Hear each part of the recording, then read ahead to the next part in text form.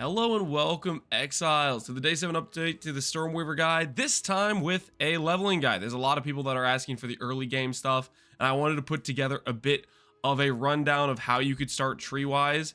In the early game, damage is king. There aren't a lot of use going over and grabbing ES nodes because you probably don't have ES gear early, whereas you do have a skill that deals damage, and so getting the damage nodes early. I want to stress this is very important versus the end game guide where you see our character doesn't really grab much useful stuff early on for an early game character. You don't want to do this. You'll have a bad time in Act 1, and this is what I did at the beginning of my playthrough. When I played this character, this is exactly what I did. I went straight for damage early, and then around 2 to 3-ish, I would stress going through skill effect duration for some early power for spark, as well as going straight over to these elemental damage nodes. They're very strong, along with going to the block nodes.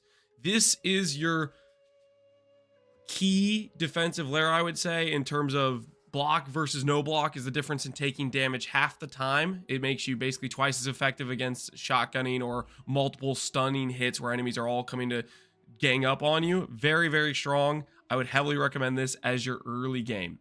After that, we start branching out into a bit more of the mana regen, mana recharge, ES stuff. And this is just assuming around level 50-ish, you should hopefully have maybe some okay ES gear pieces at this point that you've picked up to make this ES stuff worth it. As well as at this point, we've grabbed our second arcane surge node, and this is where we start to benefit. The more mana we get on our gear, the more regen we get, the more cast speed we get, the better the build starts to feel. And so that's the idea here. As you scale up your characters gear wise, these ES nodes and mana nodes become more and more relevant. So this is when we start grabbing some more of these defensive nodes for ES stuff to hopefully to give you an extra buffer, because the block is nice early, but eventually when you start getting into the later acts, it's nice to have maybe, a 500 ES barrier or a 1000 ES barrier that starts recharging and refilling, something to give you a little bit of leeway room to protect your HP pool. In some of these later fights, they start to get a bit harder where a life flask won't be able to carry you through the fight. After that, acts 5 to 6 early maps is basically us just making the long trek over to what I'm going to call the power epicenter of our build. This is where we have the strongest nodes for our build. You get duration, you get prod speed, you have a jewel socket right here, you get arcane intensity, the best damage node on our entire tree, you get patient barrier and pure power. These are all super power points, and eventually we will click Eldritch Battery. This is the absolute most powerful part of our tree. The thing is, it's a little bit awkward to get there. There's not a lot of good nodes in between, so it's a bit of a long trek. So you want a decent character setup initially before you go over here. Now, this is what we're going to be doing for the early mapping situation. Before we have Everlasting Gaze, we just want to have a decent amount of damage, an okay little ES barrier for a life pool, and we're just kind of chilling, just trying to kill some monster and farm some gear. Then we have mid maps, and essentially what this represents is I have gotten some okay damage scaling on my gear at this point. Like, for example, maybe our wand has a decent amount of percent damage on it, or or we have some percent damage on rings, or we have Everlasting Gaze, so we can justify Eldritch Battery, which makes our mana much higher, which then gives us more scaling for our Arcane Surge stuff and our Archmage.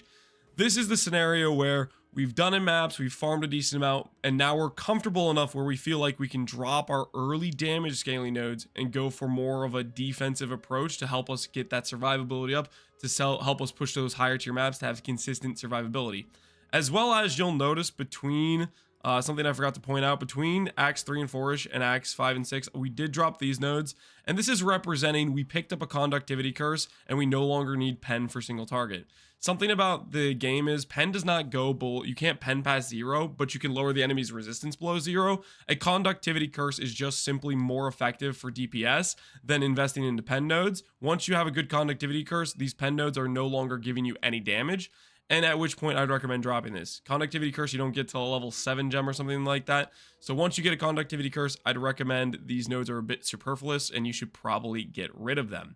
So that's what's going on here. Mid maps, we start to have a decent weapon. You start to be able to justify dropping the damage nodes. This is basically on your own prerogative. You can decide when you feel like you can drop those DPS nodes. Ultimately, on my character right now, if you wanted, you could play with the DPS nodes and lose ES to do it. If you want to go higher DPS, that is an option. That is up to you to make that choice, whether or not you think it's worth it. But yeah, that's the idea for the progression. Hopefully it's nice that I put this together and you appreciate it. It should be, I'll have the link to this PoE planner in the description below. And I also updated some early gems because people were asking me about earlier links, and I want to make sure I have that for you. Essentially, the early gems I'd recommend are faster casting, or arcane tempo is what it's called now, and acceleration for proj speed, and persistence. You can do probably persistence instead of acceleration. These are probably interchangeable. I haven't tested it too extensively, but these I think are your best early game links for your spark. And then for Orb of Storms, late game, we use it as utility to apply exposure as well as the extra mana regen. But early game, I used it as a damage source. When I get to a boss, I use the +1 limit, control destruction, and my DPS cycle would be I'd place 2 Orb of Storms, and then I'd start casting Spark. Now I have Flame Wall in here. Flame Wall is decent for DPS. You can use it if you want. I don't really like the management of it. It's just one extra button. Like if I'm already doing Orb of Storms, do I want to do Flame Wall on top of it? Do I want to do Mana Tempest? At some point, I get tired of pressing too many buttons, so I personally didn't like Flame Wall. You can use it if you like it. It is decent damage as an option. I included it here as a recommendation, but I didn't necessarily use it myself. Throughout the entire campaign, I basically did double Orb of Storms plus Spark, and I did that all the way up until late game, where I started to have some pretty good gear, where Spark was doing enough damage where I could just swap out Orb of Storms for more of a utility purpose. But that was the idea here. And then Mana Tempest with the premediation 15% more damage buff. Now, speaking of this setup here, I want to go into one specific thing that people will ask me a lot about, which is Pierce. Lance, do you need Pierce? The Pierce gem, for one, only offers one singular Pierce, I believe. I don't think it pierces more than once. It gives you one Pierce. The thing is, if we have Mana Tempest already, this gives our projectiles fork. It's a pretty fast cast, and I've grown accustomed to, when I get to a larger density pack of monsters, just pressing Tempest and getting that fork is plenty fine for clear. I'd rather not sacrifice a damage link to get that Pierce. Another thing I should say is one Pierce on a boss isn't really that effective in terms of DPS, because number one, you're losing what could be a better damage link, and number two, it has less damage for the projectiles after they've pierced, so there's not even effective for a second hit. Like, if I shoot out a Spark, I'm shooting out 18 projectiles, right? What's the likelihood that one projectile pierces and then comes around and hits again? It's not super likely, where it is likely that a projectile that missed previously, like the 17 other projectiles that didn't hit the boss the first time, one of those might hit second or third or fourth time. So one pierce on a boss I don't think is particularly necessary over losing an entire damage link, is what I would say for the early game. So hopefully that gives you a good idea on the early game gem setups and gear, or passive tree. Now let's talk a little bit about gearing. If you're leveling a new character and you have a couple extra X, I would recommend something along these lines here. This chest piece, Enfolding Dawn, plus this body armor, Threaded Light, plus a scepter. What does this do? These are both very low level items, level 6 and level 0, and a scepter you can have level 1 or level 2. Or this scepter, if you get a low level skeleton implicit, this can also be level 1. And what you can end up doing here is, this item gives 12% damage per 10 spirit, this item gives 100 spirit, and a scepter gives about 100 spirit, and then King of Mist gives 30 spirit. What that ends up meaning is, by the end of Act 1, between these three items, you will have 300% spell damage or something like that. And you can have a nice buffer of a lot of random skeletons just protecting you and tanking damage for you throughout the run. If you get a low level version of this weapon, this can end up giving you a lot of game damage as extra. It should carry your early 1 and Act 1 and 2, and these aren't very expensive items. They're all basically 1x items. This chest piece is maybe 2x, 3x, but this shield is 1x, and this scepter, I believe, is 1x. It's a cheap scepter as well. So for early game damage, I'd recommend something like this. But by the time you get to the block nodes on the tree, then I would swap for the shield and get a little bit tankier. You can make that call on yourself. If you're feeling good on the damage wise, you don't feel like you're dying too much to defenses, you can maybe hold off on the block nodes, but ultimately I would heavily recommend it as you get later on the character. It's very important for defenses. The other thing important for defenses, you're like, Lance, why am I dying? Good chances it's resistances or it's your base EHP. You're like, you haven't scaled your ES gear, you haven't scaled your mana gear. Most likely though, I think it's just raw life numbers, or sorry, raw resistance life numbers. And that's just a matter of getting rares that roll life on them, getting rares that have strength on them, getting rares that have resist on them as you go through the campaign. ID gear, and just swap out whenever you see an upgrade, just swap it in as much as you can and throw in those runes, chuck them in as you level. Late game, most of the items, in fact, every single item you find in the campaign, unless you find this amulet, is not going to be a piece you're going to use in late game. chuck a rune in it for resistance. Don't hold off on it. Don't say, oh, I'm not sure if I want to put it in. The gear you're using in the campaign, you are gonna replace. Just get that res. It'll help a lot in the boss fights as you go through the campaign. So that's some of the early game advice I have for you guys. Sorry about my throat. I'm a bit sick. But yeah, that is the early game of the character. Hopefully this information helps you start the character out, gives you an idea of what to do. As always, I'm streaming every day. Feel free to stop by, ask questions. I'll try to give you good answers to how to set up the character and stuff like that. And I will leave you with a King of the Mist fight. I did a max difficulty King of the Mist on stream yesterday, and I recorded one before this video just to showcase. I actually don't know how to access my I don't know how to access my passive tree for the Atlas on not my I was gonna show you my Atlas, but I don't know how to access it because I'm used to the controller UI of accessing the Atlas tree, and I'm sure it's one of these like keybinds, and I don't know what it is.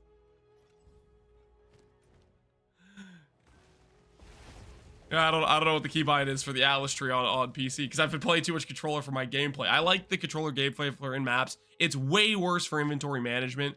But yeah, anyways, there's a King of the Mist fight, top tier role that I showcased, and check it out. This is what the build looks like as you start getting into the late game. Real quick, I'm gonna cut this into the video because I forgot to earlier. On the last video, I had a lot of discouraging comments of people saying, I can't play this build because it's too expensive. This is so unaffordable. Oh, no one could ever use this. A lot of things like that, a lot of negativity. And I want to stress a few things that I think point out that that's just simply not true. And hopefully can encourage you if you want to play this build, it's going to be doable for you just like any other build is. And number one is that scaling matters. Just because somebody shows you they've done white maps doesn't mean they can do red maps, bosses, etc. There's a lot of showcases going around where people say, oh, look, my build's insane. And you compare the showcases and they're showcasing a white map. And in the end of this video, I'm going to showcase me doing the highest difficulty of King of the Mist.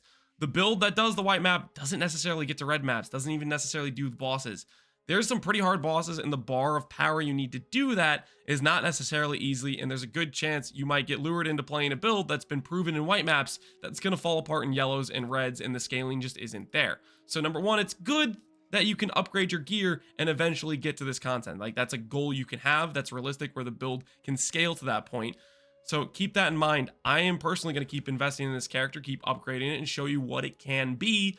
And then you can see the steps along the way where, okay, at this gear point, he did this content and this is what it was viable for. I've showcased all of my playthrough of this character. I've streamed it live here on the VODs on YouTube or Twitch you can check, as well as I've made update videos every single day, just like the one I'm making today. Another point I want to make is that gearing matters no matter what build you play. Good items aren't cheap regardless. If you tell yourself, oh, this build has Everlasting Gaze, therefore this build is unaffordable and this other build is affordable. The thing about Everlasting Gaze is this is a defensive upgrade. Just like any other build grabbing items, let's say 2 resistance rolls in life, 15x by the way, this is just life-based gloves. Stuff is going to cost you currency regardless. If it's good gear, if you're trying to upgrade your character, you're going to spend money. The good news is Everlasting Gaze was 70x yesterday. It spiked with Cast on Freeze nerf and a lot of people re-rolling. Had an influx of players, and it's already back down to 43, which means it's tanking. It's a very common item, and eventually the market will be saturated, and the price of this item will just keep going down and down and down. I think this is an example of an item they made fairly common. It's super, super desirable because it's very, very strong. It's hard to beat even with like a perfect rare amulet, and I'm not even sure if you can beat it with a perfect rare amulet. At least defensively. Offensively, if you want to go a super offensive angle, you can go a rare amulet, but I just want to stress that it's a very strong amulet that's also very common and it's going to keep tanking in price. But the point still remains that regardless of what build you pick, if you're going to get to end game content, you're going to spend money doing it, and there's going to be important gear pieces regardless. The person showcasing you white maps doesn't have good gear, and you might think, oh, that build's cheap, but also he's doing white maps. When I was doing white maps early on, I didn't have the amulet initially either, and it was fine. I was able to still kill bosses in about 5 seconds on my gear I had in white maps. So the point I'm making is keep in mind that my gear is good on my showcases because I'm showcasing harder and harder and harder content as I upgrade my character more and more. Number 2, or number 3, I guess, key pieces like Everlasting Gaze will be a big power spike, but it's not necessary. I guess this point's kind of like similar to this other first point. I just tied them together a little bit there. But keep in mind, you can play the character without Everlasting Gaze, farm early currency, and then buy it, and then boom, you get this big power spike, and it feels good. There's something beautiful about starting on the beach with no gear. You kill the bloated miller with your firebolt or whatever the first skill it is they give us. I think maybe it was even spark, and then late game you've played, you know, multiple days of hours, you've farmed up all this gear, and then you're killing the pinnacle boss, and you can see how far you've made it, where you went from struggling with content to crushing content. And that's like one of the most fun things about in a loot-based RPG, is that satisfying. You put in the grind, you put in the work, and you made your character better because of it. And then lastly, I want us to point out that just because builds look good with no gear, if legit, they're gonna probably get nerfed. If it actually is a character that has legitimately no gear, and it is doing a ton of damage, or it is doing like outright outrageous defense and stuff like that, it's probably on the chopping block to get nerfed. This is the early access. The whole purpose of this thing is to balance the game and trim off the edges of clearly overpowered things. And so if there's something doing crazy stuff on no gear, it's going to get nerfed. So you could hop on a trend of something that's very strong. You're in very likely territory that by the time you get to white maps, or even partway through the campaign, the character could get nerfed before you get there, type of thing. And then also, more likely than not, if it does look good with no gear, it could just be doctored. Like it might not really actually be as good as they're trying to sell you. They might just showcase you the footage of them never dying and the best clips of them clearing, etc. But ultimately, they could just be picking the stuff that makes it look good, and the actual player experience of the build you're logging into might be just outright bad. For me, I have my entire playthrough online. You can see every flaw, every nook and cranny. I'm not hiding anything with this character, whereas other people that are just posting a video every now and then, they can cut together whatever footage makes it look convincingly good. So I just wanted to point these things out. The character, I played it from no gear, completely fine. I used the character to farm gear, to then buy better gear, to then farm harder content, to then buy better gear, to then farm harder content, to then buy better gear. And that's what the progression of this character is. And hopefully that encourages you that you can play this character and you can farm it just like I did. And even if you're not playing this character, you're playing another character that has good gear, or you're following some other build, this still applies. PoE is about farming gear, getting better gear, and then upgrading and farming harder content and stuff like that. And we're going to end the video with showcasing a max difficulty King of the Mist, just to showcase that this character does have the potential to take it to the end game bosses. As always, hopefully you guys enjoyed. Hopefully this encouraged you to know that you can play the gear. And I'm trying to support all the guide information I can to give you good instruction of how to level it up and whatnot. And yeah, thanks for watching, Exiles. Take care and peace out. Have a good one.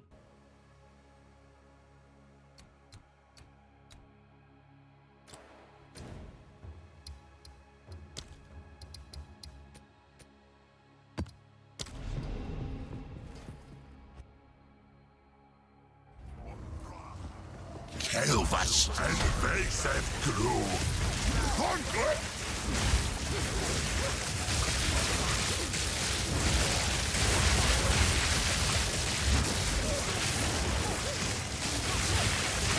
Nothingness approaches. Conflict! Let's crack!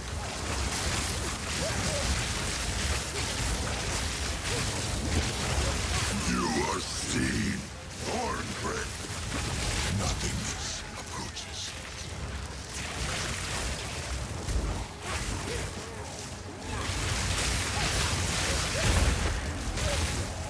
Thorngrip. Achrik Armach. Nothingness approaches.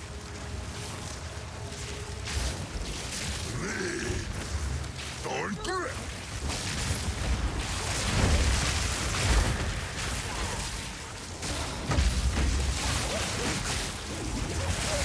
Thorngrip! Grow! Bid the darkness.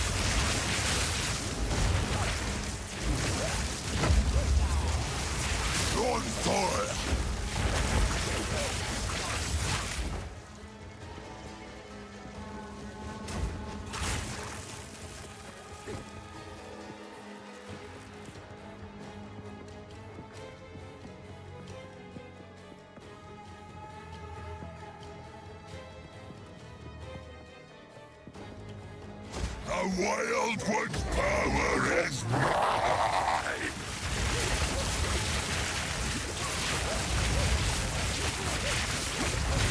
It's nothingness!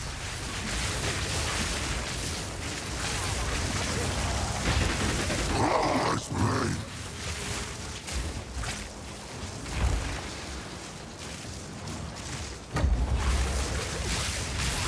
Oblivion awaits! The beginning is nigh!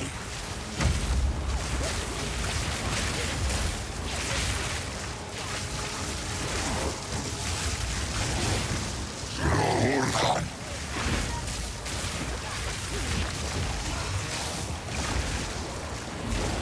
I need more time. I'm tired! The beginning is nigh!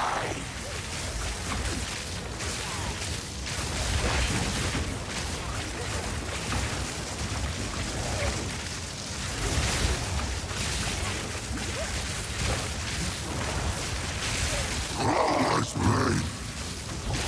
I can't do that. Into nothingness!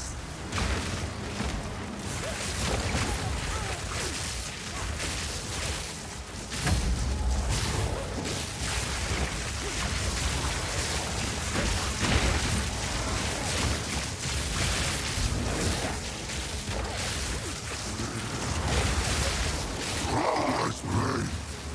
The beginning is nigh!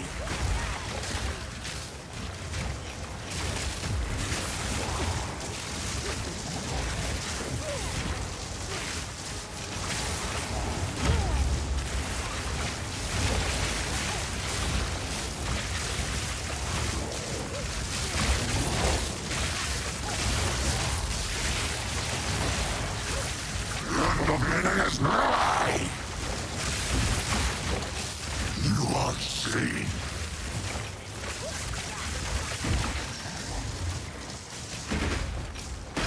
Swallow as you know me. I will always exist.